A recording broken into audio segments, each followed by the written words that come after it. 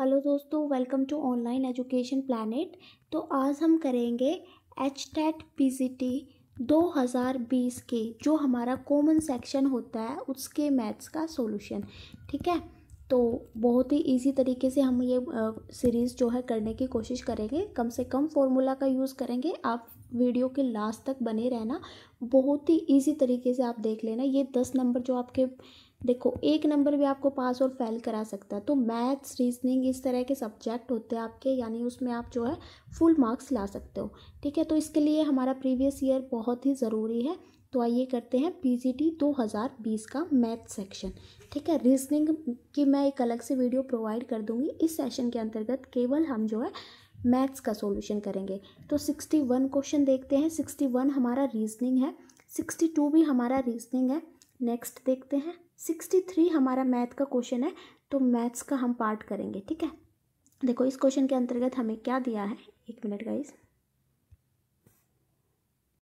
देखो क्या दिया है, इन द फर्स्ट ईयर यानी पहले साल में the population of village increased by 5%, यानी किसी विलेज की जो जनसंख्या है वो 5% से बढ़ जाती है। And in the next year, और अगले साल इट डिक्रीज्ड बाय 5%, यानी 5% से जो है घट जाती है। If at the end of the second year, यानी दूसरे साल के अंत में जो पॉपुलेशन है वो 79800 हो जाती है, तो हमसे पूछा है कि what was it beginning at the first year, यानी पहले साल जो है फर्स्ट ईयर के अंतर्गत जो है पॉपुलेशन क्या थी।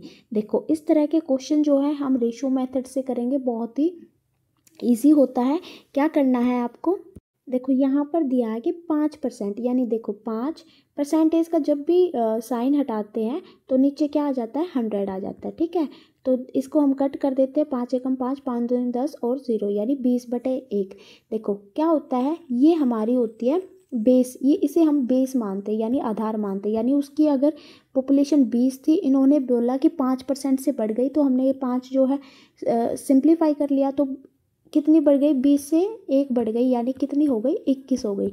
ठीक है, इस तरह से जो है हम रेशो मेथड से करेंगे ये क्वेश्चन। तो आइए स्टार्ट करते हैं। इन्होंने बोला है कि पहले साल जो पॉपुलेशन है वो 5% से जो है बढ़ गई। अभी मैंने आपको बताया 5% क्या हो जाएगा, 5/100, यानी 5 एकम 5, 5 दूनी 10 और 0, यानी 20 से क्या हो गई, 21 हो गई। यानी पहले साल जो पॉपुलेशन थी वो कितनी हो गई, 20 से क्या हो गई, 21 हो गई। ठीक है, इन्होंने बोला कि दूसरे साल जो पॉपुलेशन है वो 5% से कम हो जाती है। ठीक है, तो 5% का वही 1/20 होगा, तो दूसरे साल कमी हो जाएगी, यानी 20 पे कितने की कमी हो जाएगी, 1 की कमी हो जाएगी। ये क्या हो जाएगी, 19 हो जाएगा। ठीक है, तो इन्होंने बोला कि सेकेंड ईयर यानी जो दूसरा साल था उसके अंत के अंतर्गत पॉपुलेशन कितनी थी, 79800। ठीक है, लेकिन हमारे अकॉर्डिंग कितनी है, देखो अब इनको हम मल्टीप्लाई करके लिख देते हैं। 20 गुना में 20 कितना होता है, 400 होता है। देखो अब यहाँ पर अगर हम करेंगे, कर भी सकते हैं, 19 एकम 19, एक हाथ से लग गया, 19 दूनी 38 और 1 39। ठीक है, इस तरह से हम गुना भी कर सकते हैं, लेकिन हम डायरेक्ट भी लिख सकते थे। अब देखो हमारे अकॉर्डिंग तो दूसरे साल पॉपुलेशन कितनी है, 399, लेकिन क्वेश्चन में बोला है कि कितनी पॉपुलेशन थी, 79800। ठीक है, तो इसकी वैल्यू हमें कितनी दे रखी है, 79800। तो हमसे जो है फर्स्ट ईयर की पूछिए, यानी 400 की वैल्यू पूछिए। तो देखो इतना समझ आया आपको। तो देखो अब हमें पता है 399 की वैल्यू कितनी दे रखी है, 7980। अब देखो 79800, ये कितने की वैल्यू दे रखी है, 399 की। और जिसकी भी हमें निकालनी होती है उसे आपको हमेशा ऊपर लिखना है। चाहे कोई भी क्वेश्चन हो, जो भी चीज़ निकालनी है वो हमेशा ऊपर आएगी। तो फर्स्ट ईयर की हमने निकालनी है, फर्स्ट ईयर की हमारे अकॉर्डिंग 400 थी। ठीक है, ठीक है, एक मिनट। तो आइए कट कर देते हैं। अब इसको हम कट करते हैं, कैसे, अब देख सकते हैं यहाँ से हम, देखो क्या होता है सिंपल तरीका, यहाँ पे 9 है, यहाँ पे 8 है, तो 2 से हम मल्टीप्लाई करके देख सकते हैं कटेगा या नहीं। देखो 2 नीम 18, 2 नीम 18 और 1 19, 2 तिया 6 और 1 7, देखो बिल्कुल कट रहा है 798, यानी ये कितने पे कट जाएगा, इसके 1, और ये क्या हो जाएगा 2, यानी और पीछे 0, यानी कितनी हो गई, 4 दूनी 8, यानी 80,000 जो है उसकी पहले साल जो है जनसंख्या थी, यानी पॉपुलेशन थी। तो हमारा आंसर हो जाएगा ऑप्शन नंबर 3। नेक्स्ट क्वेश्चन पर चलते हैं। देखो 64 रीजनिंग है। देखो क्या दिया है 65 क्वेश्चन के अंतर्गत, the radii of 2 cylinder are in the ratio 2:3, यानी 2 सिलेंडर है हमारे पास, उनका जो रेशो दिया है वो 2:3 है, और जो उनकी हाइट है and their height are in the ratio 5:3, और जो उनकी हाइट है, ऊंचाई है, उनका रेशो दे रखा है 5:3। तो हमें उनका the ratio of their volumes, उनके वॉल्यूम्स का रेशो बताया है। तो हिंदी के अंतर्गत भी देख लेते हैं, दो बेलनों की त्रिज्याएं 2:3 के अनुपात में है तथा उनकी ऊंचाई 5:3 के अनुपात में है, तो उनके आयतनों के मध्य अनुपात हमें बताना है।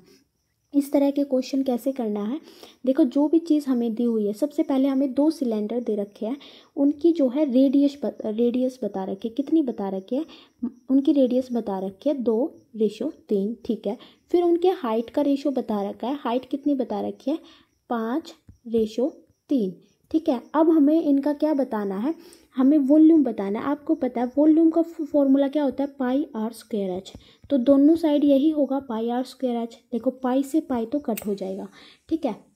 यहाँ पर क्या फॉर्मूला होता है r²h, देखो r हमारा 2 है, इसका स्क्वायर करना है, स्क्वायर करते हैं तो उसी संख्या को उसी से 2 बार मल्टीप्लाई कर देते हैं, यानी r² कितना हो जाएगा 4, और h कितना दे रखा है 5, ठीक है। अब दूसरे सिलेंडर का देखते हैं, ये हमारा पहला सिलेंडर था, अब ये हमारा दूसरा सिलेंडर है। दूसरे सिलेंडर का r² क्या हो जाएगा 3 या 9, और h कितना हो जाएगा 3, ठीक है। तो इतना आपको उम्मीद करती हूँ कि समझ आया होगा।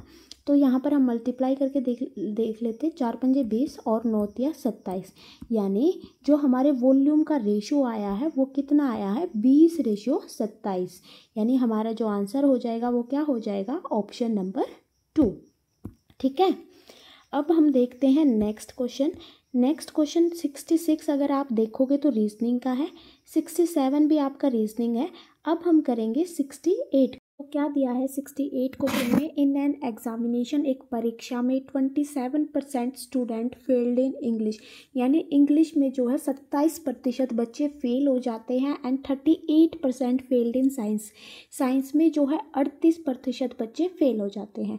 If 19% failed in both the subject, अगर 19% ऐसे बच्चे हैं जो दोनों सब्जेक्ट में फेल हो जाते हैं, then the percentage of passed in both the subject, तो हमें परसेंटेज बतानी है जो दोनों सब्जेक्ट के अंतर्गत पास हो गए।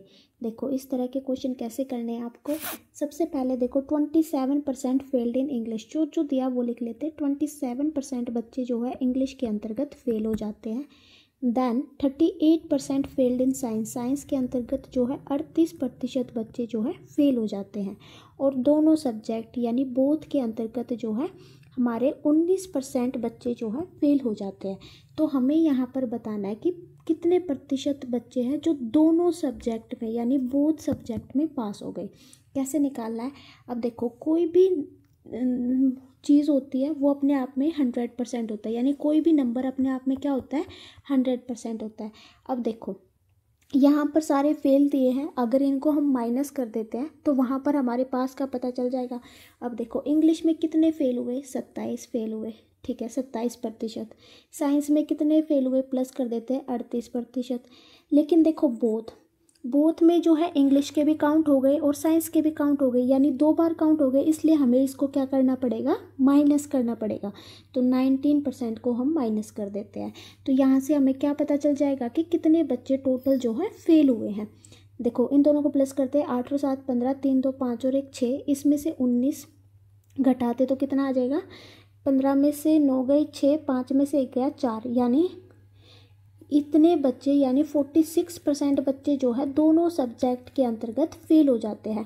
टोटल बच्चे हम कितने होते हैं 100 थे, उसमें से अगर 46% ऐसे बच्चे दोनों सब्जेक्ट में फेल हो जाते तो इनको माइनस करके हमारा क्या आ जाएगा, जो दोनों सब्जेक्ट में पास हुए हैं उनका प्रतिशत, यानी 10 में से 6 गया 4, 9 में से 4 गया 5, यानी 54% ऐसे बच्चे हैं जो दोनों सब्जेक्ट के अंतर्गत पास हो गए हैं, ठीक है।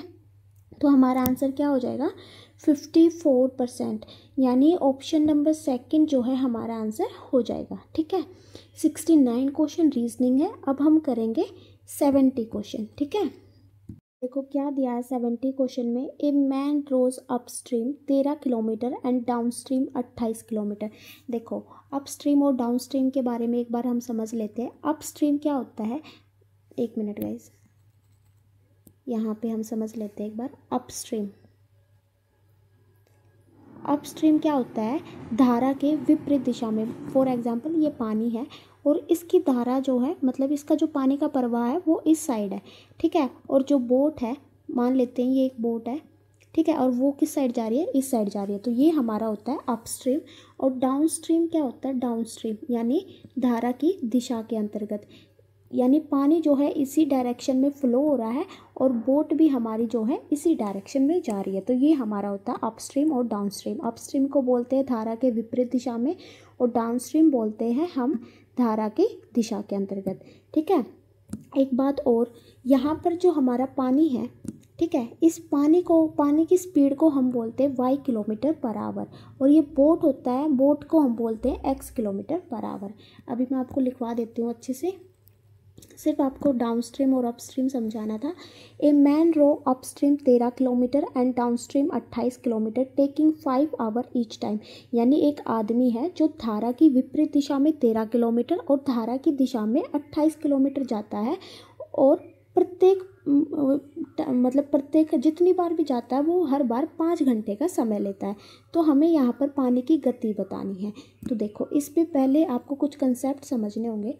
जो भी हमारी बोट की स्पीड होती है, जो भी हमारी बोट की स्पीड होती है, उसे हम किस चीज़ से मानते हैं, एक्स से डिनोट करते हैं। किस चीज़ से, एक्स से डिनोट से, उसे हम मानते हैं एक्स किलोमीटर पर आवर, ठीक है। जो भी हमारी पानी की स्पीड होती है उसे हम मानते हैं वाई किलोमीटर पर आवर, ठीक है, वाई किलोमीटर पर आवर।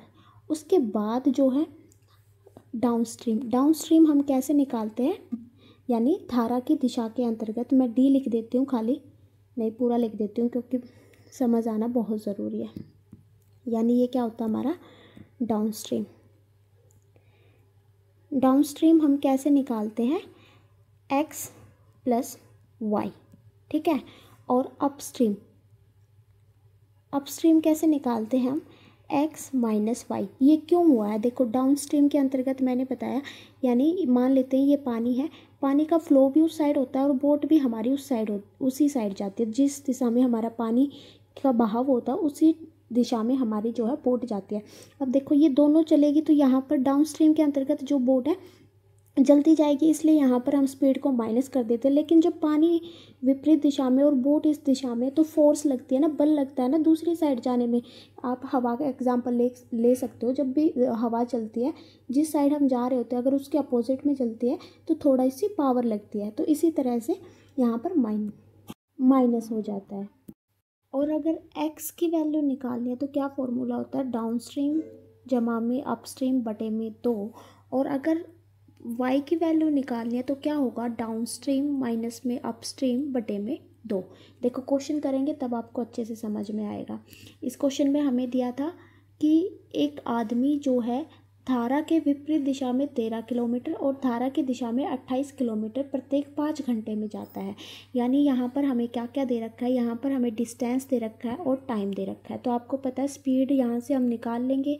तो स्पीड का फॉर्मूला क्या होता है, डिस्टेंस अपॉन में टाइम। सबसे पहले हम निकालेंगे अपस्ट्रीम, यानी अपस्ट्रीम। अपस्ट्रीम देखो क्या दे रखा है, 13 किलोमीटर जाता है, 13 किलोमीटर जाता है 5 घंटे के अंतर्गत।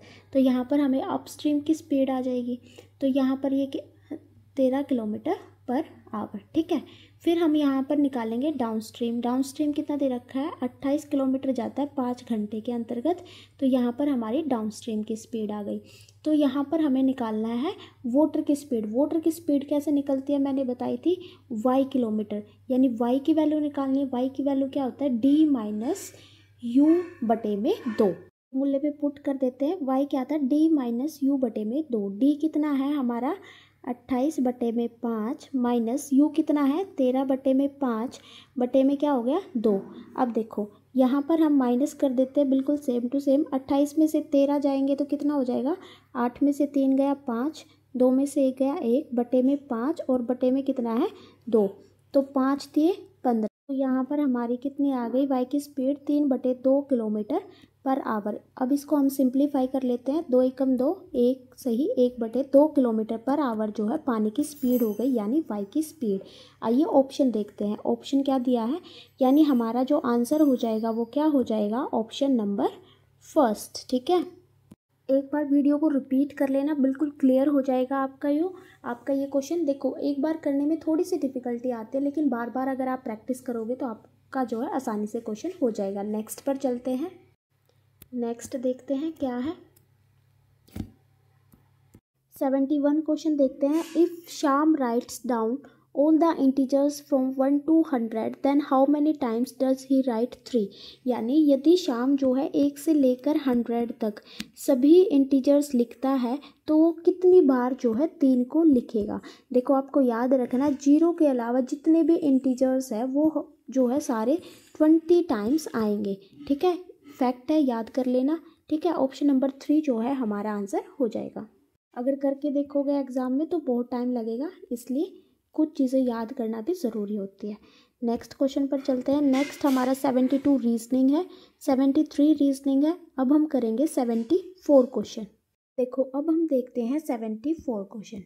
ठीक है, तो देखते हैं 74 में क्या करना है, हमें इसका जो है स्क्वायर रूट निकालना है। क्या निकालना है, स्क्वायर रूट निकालना है। आप देखो कैसे करते हैं इस तरह के क्वेश्चन। जब भी आपको इस फॉर्म में दिखे, जब भी आपको कोई क्वेश्चन a² - b² के अंतर्गत दिखे तो उसका फॉर्मूला हमारा होता है a+b और a - b। ठीक है, आपको हमेशा यही यूज़ करना है। अब देखो यहाँ पर दे रखा है हमें, देखो यहाँ पर आप अगर देखोगे, एक सेकेंड रुकना, देखो एक बार मैं इसको थोड़ा सा जूम कर देती हूँ ताकि आपको अच्छे से दिखाई दे। देखो यहाँ पर आप देखोगे, यहाँ पर 4 है और यहाँ पर 4 है। देखो अगर फॉर एग्जांपल के लिए मैं आपको समझाती हूँ, जैसे 2/3 है, मैंने आपको बताया a² - b² क्या होता है, a+b और a - b। अगर मान लो 2/3 की पावर 4 है तो आप इसको इस तरह से लिख सकते हो, 2/3 स्क्वायर का स्क्वायर। क्यों लिख सकते हैं आप, देखो 2 की 2 में मल्टीप्लाई करेंगे तो यहाँ पे क्या हो जाता है 4। ठीक है, तो हमें इस तरह की पावर को इसके अंतर्गत तोड़ना है। ठीक है, यानी स्क्वायर का स्क्वायर करना है। ठीक है, तो हमारा जो है फॉर्मूला लग जाएगा। ठीक है, और ये हमें क्यों करना है, क्योंकि देखो हमें नीचे जो है a² - b² दिया है। अगर हम यहाँ पर जो है स्क्वायर से स्क्वायर कर देंगे तो आप देखोगे ये ऊपर से जो है नीचे कट हो जाएगा। ठीक है, जब आप इन क्वेश्चन की ज़्यादा प्रैक्टिस करोगे तब आपको भी समझ आने लगेंगे। ठीक है, तो आइए करते हैं कैसे करना है। ठीक है, देखो क्या दिया है यहाँ पर,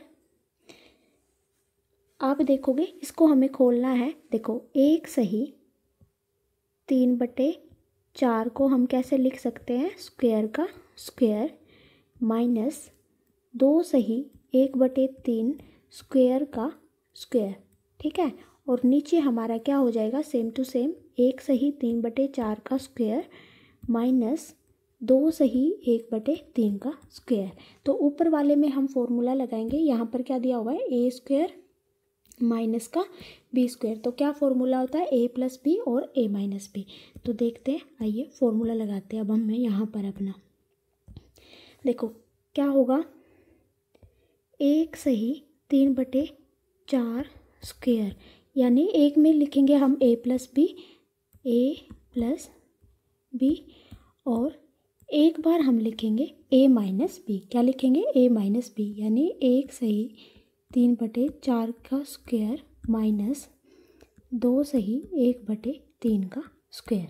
ठीक है, इस तरह से। और नीचे हमारा कितना है, 1 सही 3/4 का स्क्वायर माइनस 2 सही 1/3 का स्क्वायर। ठीक है, एक बार मैं आपका डाउट क्लियर कर देती हूँ। देखो हमने जो a माना है, मैंने फॉर्मूला बताया था a² - b² क्या होता है, a+b और a - b। तो यहाँ पर हमारा a क्या हो जाएगा, 1 सही 3/4 स्क्वायर, ये हमने क्या माना है, a। ठीक है, इसी तरह हमने यहाँ पर देखोगे a+b लिखा है और a - b लिखा है। ठीक है, तो अब आप देखोगे यहाँ पर जो ये वाली माइनस वाली टर्म है, यहाँ पर ये कट हो जाएगी। 1 सही 3/4 का स्क्वायर माइनस 2 सही 1/3 का स्क्वायर कट हो जाएगा, किससे, यहाँ से। तो हमारी क्या टर्म रह गई। अब आगे देखते हैं, हम अपना आगे करते हैं। आगे क्या रह गया हमारा, यहाँ पर क्या रह गया, देखो सिर्फ ये रह गया। अब इसका स्क्वायर करना है। देखो यहाँ पर हम, आपको पता है ये मल्टीप्लाई करते हैं और जो आता है उसमें प्लस करते हैं। 4 एकम 4, 4 और 3 7, यानी 7/4 का क्या करना है स्क्वायर, जमा में इसका भी क्या करना है, 3 दूनी 6 और 1 7, यानी 7/3 का स्क्वायर। ठीक है, तो कर देते हैं स्क्वायर। 7 का स्क्वायर कितना होता है, 7 7 49, 4 का कितना होता है 4 चौक 16, ठीक है, प्लस का 7 7 49 और 3 का क्या होता है 3 3 9, ठीक है। अब इसको हम जो है यहाँ पर जो नीचे हमें एलसीएम लेना पड़ेगा। एलसीएम की जगह आप जो है क्रॉस मल्टीप्लाई भी कर सकते हो, ठीक है। तो ऊपर क्या हो जाएगा हमारा 49 गुणा में 9 और नीचे क्या हो जाएगा 16, 49 गुणा में 9, नीचे क्या हो जाएगा 16 गुणा में 9 प्लस का यहाँ पे क्या हो जाएगा 49 गुणा में 16। इस तरह से जो है आप क्रॉस मल्टीप्लाई कर सकते हो। आगे देखते हैं। देखो अब आप क्वेश्चन देखोगे, क्वेश्चन में हमसे क्या पूछा था, इसका स्क्वायर रूट बताना है। देखो आप सबको पता है स्क्वायर रूट का साइन क्या होता है, ये वाला, ठीक है। जैसे फॉर एग्जांपल कोई हमसे पूछे इस 4 का स्क्वायर रूट बताना है तो क्या होता है 2 दूनी 4, ठीक है। अगर कोई पूछे आपको 49 का स्क्वायर रूट बताना है तो इसका स्क्वायर रूट क्या होगा 7 7 7 49 होता है, ठीक है। ये आप याद कर लेना। तो अब जो हमने निकाला है उसका हम स्क्वायर रूट बताते हैं, ठीक है। ये हमारा आंसर आ गया था। तो यहाँ पर हमसे जो है क्या पूछा है, इसका स्क्वायर रूट पूछा है। क्या पूछा है स्क्वायर रूट। तो देखो आगे इसको कैसे सॉल्व करेंगे, यहाँ से हमारा क्या आ जाएगा 49, अगर आप देखोगे तो दोनों में 49 कॉमन आ जाएगा, ठीक है। गुणा में यहाँ पे 9 बच गया और 16 बच गया। 16 और 9 को हम जमा करेंगे तो कितना आ जाएगा 9 और 6 15 और एक हाथ से लग गया 25, यानी यहाँ पर क्या आ गया 25 और नीचे क्या आ गया 16 गुना में 9। अब देखो अब इसका स्क्वायर करते हैं, स्क्वायर रूट खोलते हैं। अब आपको पता है 49 किसका होता है 7, 7 7 49 गुणा में 25 कितना होता है 5 5 25, 16 किसका होता है 4 और 9 किसका होता है 3 का। तो यहाँ पर हमारा कितना आ गया 7 पंजे 35 बटे में 4 3 12। तो कितना आ जाएगा यहाँ पे 12 में 12, 12 दूनी 24, तो 12 दूनी 24, 12 3 36 ज़्यादा हो जाएंगे, यानी 12 दूनी 24। अगर हम 35 में से 24 घटाएंगे तो कितना 5 में से 4 1, 3 में से 2 गया 1, यानी 2 सही 11/12 जो है हमारा आंसर हो जाएगा। तो आइए आंसर देखते हैं हम। अपना आंसर क्या होगा 2 सही 11/12, यानी हमारा जो ऑप्शन हो जाएगा ऑप्शन नंबर फर्स्ट जो है इसका आंसर हो जाएगा, ठीक है। अब हम नेक्स्ट क्वेश्चन पर चलेंगे। नेक्स्ट क्वेश्चन देखते हैं, एक मिनट गाइस। देखो नेक्स्ट क्वेश्चन जो है 75 है। अगर आप 75 क्वेश्चन देखोगे जिसने 2019 का पेपर करा है तो वो समझ जाएगा, बिल्कुल सेम क्वेश्चन रिपीट हुआ है। तो इस तरह से जो HTET के अंतर्गत बहुत सारे क्वेश्चन जो है रिपीट होते हैं। तो आइए अब हम ये क्वेश्चन करते हैं, ठीक है। यहाँ पर क्या दिया है हमें, यहाँ पर हमें दिया है आफ्टर 5 ईयर, यानी 5 साल के बाद father age will be 3 time of his son age. जो फादर की एज है वो बेटे की एज के 3 गुना हो जाएगी। एंड 5 ईयर एगो, और 5 साल पहले जो फादर की एज थी वो 7 टाइम थी उसके बेटे की एज से। तो हमें बताना कि प्रेजेंट एज क्या है, फादर की वर्तमान आयु क्या है। इस तरह के क्वेश्चन कैसे करने हैं, देखो मैंने आपको बताया है। क्या मान लेते ये हमारा करंट का, यहाँ पर ये मान लेते हैं कि ये अभी की है, ठीक है। ए लिख देते हैं, कुछ भी लिख सकते हो आप इसको। इसने बोला आफ्टर 5 ईयर, यानी इसके बाद की बता रहे, यानी यहाँ पर हम लिख देते हैं प्लस का 5।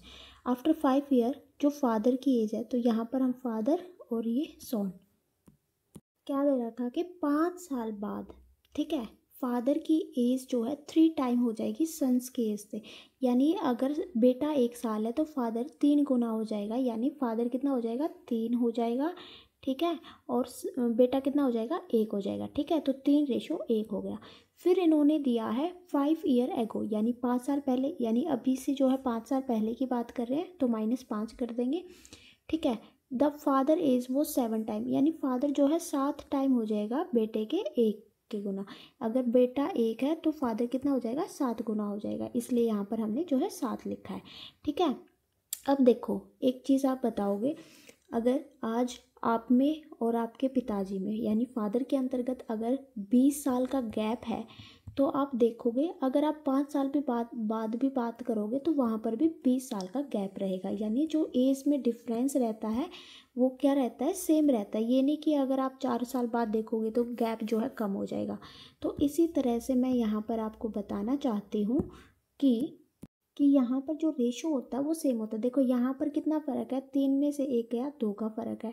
और यहाँ पर कितना फ़र्क है, 7 में से 1 गया 6 का फ़र्क है। यहाँ पर भी आप x भी मान सकते हो, ठीक है, समझने के लिए, वरना जिनको प्रैक्टिस होती है वो डायरेक्ट कर देते हैं, ठीक है। यहाँ पर भी आप 7x लिख सकते हो। यहाँ मेरा पेन थोड़ा सा काम नहीं कर रहा है तो दोबारा लिखने की कोशिश करते हैं। यहाँ हो जाएगा 7x और 1x, ठीक है, इस तरह से। अब देखो तो इनको जो है हमें इक्वल करना होता है। यहाँ 6 है, यहाँ 2 है, तो यहाँ इसको अगर हम 3 से मल्टीप्लाई करेंगे तो ये हमारा इक्वल हो जाएगा। तो ऊपर क्या रेशो हो जाएगा, 7x और 1x, और नीचे क्या हो जाएगा, 3 तिया 9x, और ये कितना हो जाएगा 3x, ठीक है। तो अब आप देखोगे कि हमारे अकॉर्डिंग तो जो डिफरेंस आ रहा है एज में वो कितना आ रहा है, 2 आ रहा है। 3 में से 1 गया 2, 9 में से 7 गया 2x का डिफरेंस आ रहा है।